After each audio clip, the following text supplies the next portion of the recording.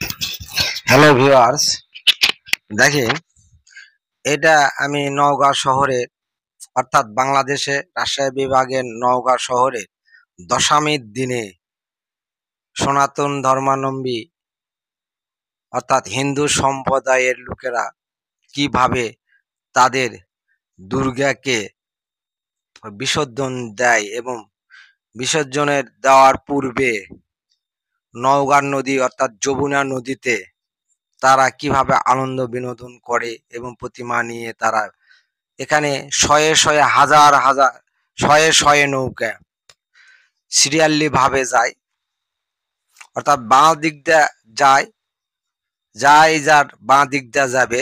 এখানে আমি একটা নৌকাতে প্রতিমা তোলার দৃশ্য এবং কিভাবে তুলে তারা দেখেন কিভাবে তুলতেছে এই প্রতিমাটা নৌকাতে তোলার পরে তাদের ওই মন্দিরের যেসব যুবক ছেলেপেলে বা তাদের ইয়া কমিটি আছে তারা এই প্রতিমা নিয়ে নৌকাতে চড়ে আনন্দ বিনোদন করার পরে সন্ধ্যার আগে তারা এই প্রতিমা বিসর্জন দেয়।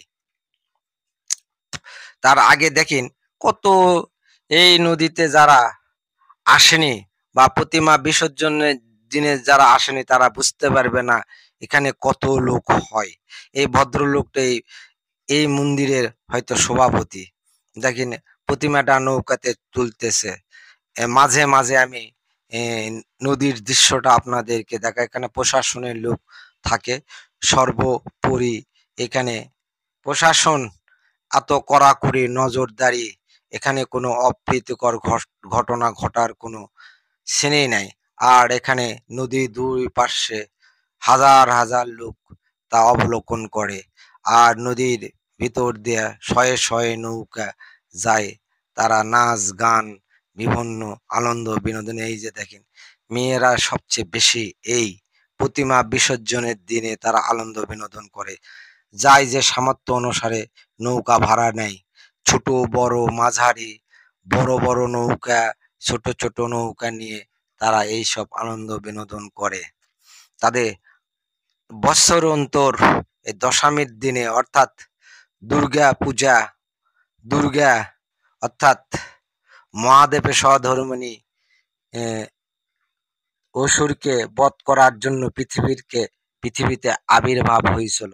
আবির্ভাব হয় অসুরকে বধ করিয়েছিল। আর এখানে একসঙ্গে তিনটা চারটা নৌকা যেভাবে অ্যাক্সিডেন্ট, এই যে দেখেন কি দৃশ্য। এখানে এই দৃশ্যটা না দেখলে আপনারা কোনো মতেই বুঝতে পারবেন না। একটুর জন্যে বাঁচা গেছে চারটা নৌকা পুরাপুরি সঙ্গ। Thank you.